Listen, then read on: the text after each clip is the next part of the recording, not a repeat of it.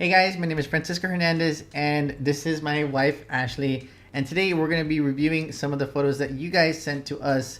Well, actually I made a Facebook post and you guys commented with the images that you wanted reviewed, and I actually made another review video with this series. This is like part 2 of that video. There was a lot of you guys that commented with images that you wanted reviewed, so this is basically a continuation from that post where I asked you guys for images to review. The reason why I have Ashley here with me in this video is because I wanted to see if she could offer a perspective from somebody who isn't really a photographer.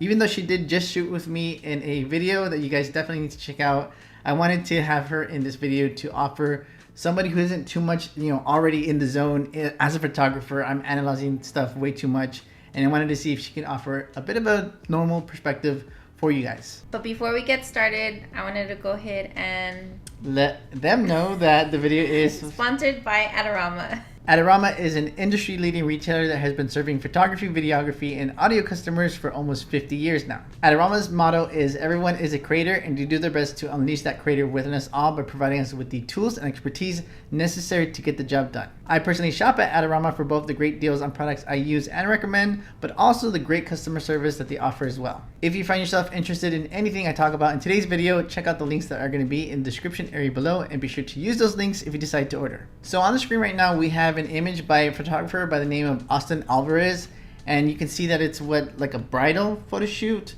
And I wanted to go ahead and review this image because I did have some ideas and thoughts on it, but before I go ahead and voice those, I wanted to see if she sees anything that might, actually that might be something that I see as well. But again, this is like the normal perspective first that I want you to provide, and then I'll go ahead and jump in and see, what other things. As a photographer, I have these things in mind that I want to go ahead and adjust. But what do you see about this image? Well, I really like it. I love the background. I like how it's blurry, but it shows like the formality of the photo. But one thing I do see is I'm thinking he's shooting through something. Yeah, that's what you're seeing on the bottom. And I was actually going to mention that as well. But why are you mentioning it? Because it's right there. Like, it's a white dress, and then you see that. So it's like a good thing or a bad thing? I think it's okay, but it depends on who your client is, like if it might bother them or not. True. Yeah. So like I really like it. It looks really nice. It's something that, I wouldn't mind at all if it was my own picture. But it might depend on the client, or maybe if you submit it to some type of magazine or something, that might be something that they'll be like, okay, like, hey, what is that? What is that? And so you can kind of see it on the lower part of her dress, and then you can also see like right behind her back, like on her shoulder. Yeah, right here. Yeah. And I think that's pretty much it from my part, but it's a very beautiful photo. I like that is something that I'm glad that she mentioned it, because I honestly wanted to bring that up, but I totally forgot about the mindset of the client. Like you said before, sometimes a client might see something like this and they don't know what's going through your head. Like, you intentionally shot through something to get that kind of bokeh in the foreground, but it might be interesting for us as photographers. But as the client, I know that they might see something like that and they might think, oh, this is a stain, or what is this? Was the dress dirty?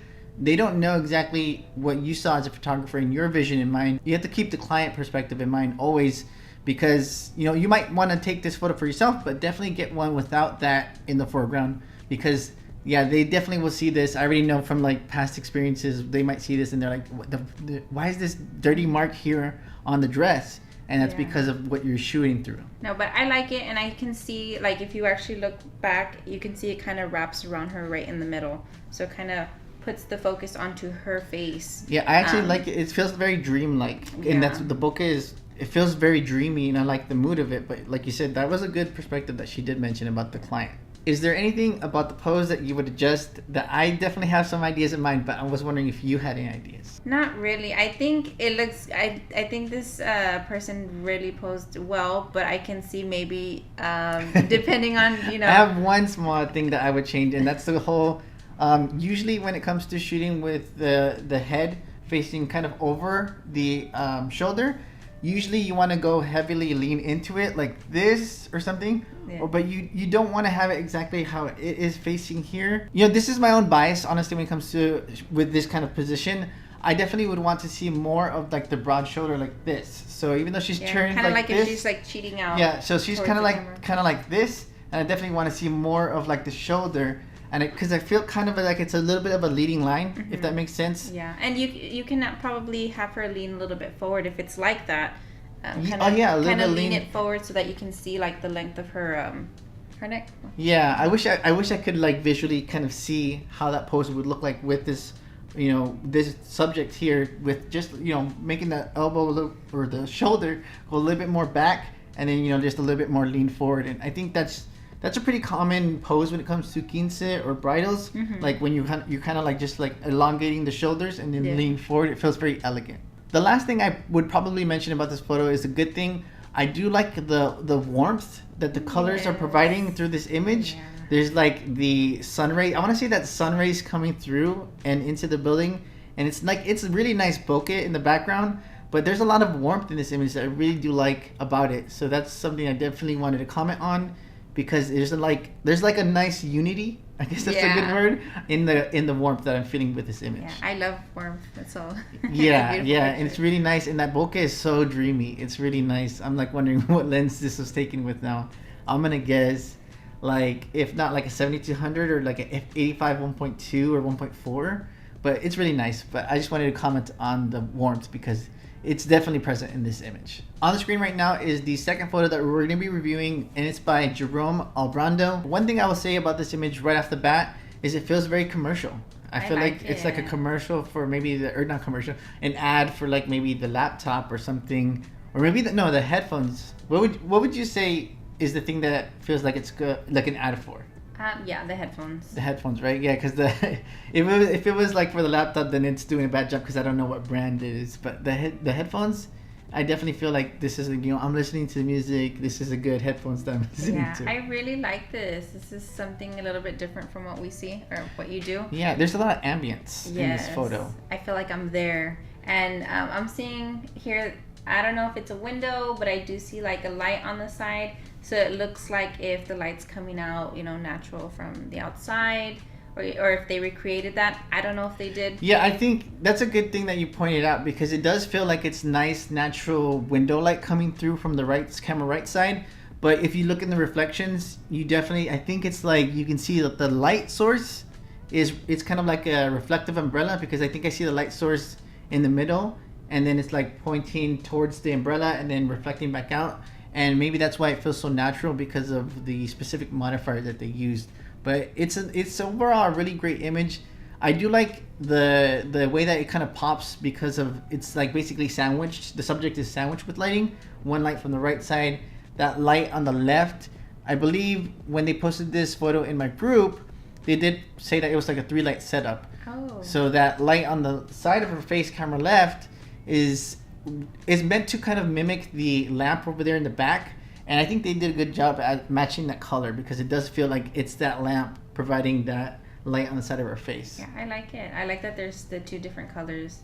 It feels like if I can reach out and really like touch the person, it feels real 3D. And I also like that they have, I guess, like the smoke or... Yeah, like I was going to say that it's good that the lighting is exactly how it is in this photo, because lighting smoke in images is a little bit more tricky than you might think.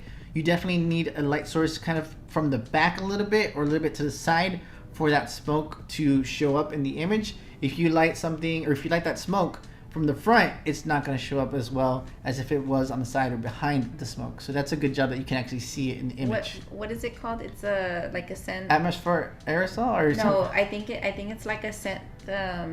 Where it just provides like scents? Yeah, like scent or aroma. Like it's maybe it's an ad for that. Yeah. I will say that her pose and her expression are both things that are done really, really well, because pose is, especially for her sitting down and like enjoying her laptop. Imagine if you just, you're seeing the pose right now, and you could probably recreate this exact same pose because you saw it.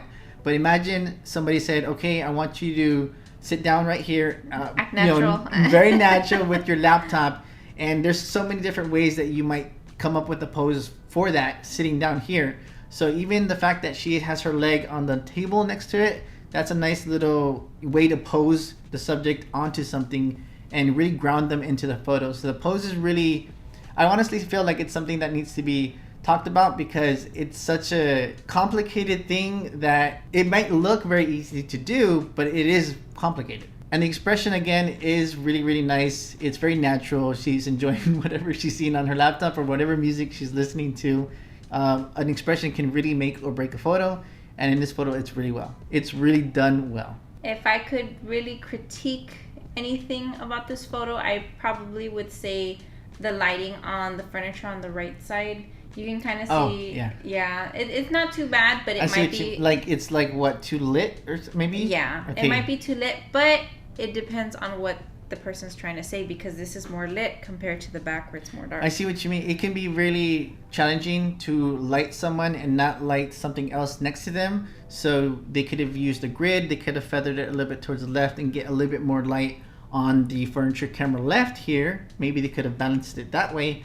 But I see what you mean. There's a lot of light hitting all those different cups or vases and that table. And because of that, it seems like it's a little bit kind of fighting for attention, basically, with the subject. So now that you mentioned it, now I'm like, looking back and forth between it, because they are really reflective. So that's something that now that you mentioned it, I'm wondering if I would have noticed it had you not mentioned it. But now that you did, I'm back, going back and forth. Yeah. I'm like here. Yeah. So again, it could be just. That's a good point. That's what the story is that the storyteller's trying to say. Trying to balance the light with the dark. Yeah. Honestly, we need to know the photographer's intentions a bit sometimes, but I think on its own, it's a good point to make, just on its own, because I think it's better to critique these images not knowing the intended purpose, so that we can just judge it on face value. The third photo that we're going to be reviewing is this one by Cyrus Teague.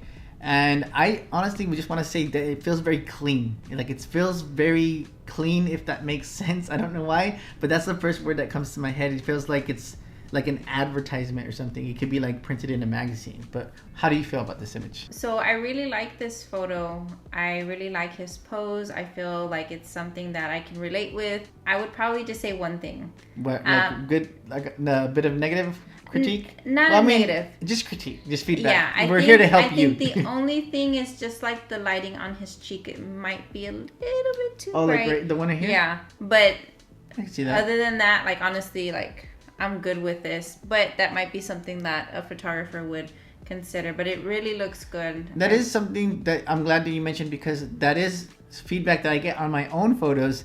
That I get that feedback, and I'm like, it's not too bad of a distraction. It's just a tiny bit of highlight. Highlights sometimes can be good for the depth of the image, but I do see what you're saying. But I feel like it is borderline, a little bit kind of struggling, kind of on its way to being a little bit blown, but I feel like it's just where it needs to be for it to not be blown. So, but it is a good point to make. Yeah, I see it sometimes in your photos.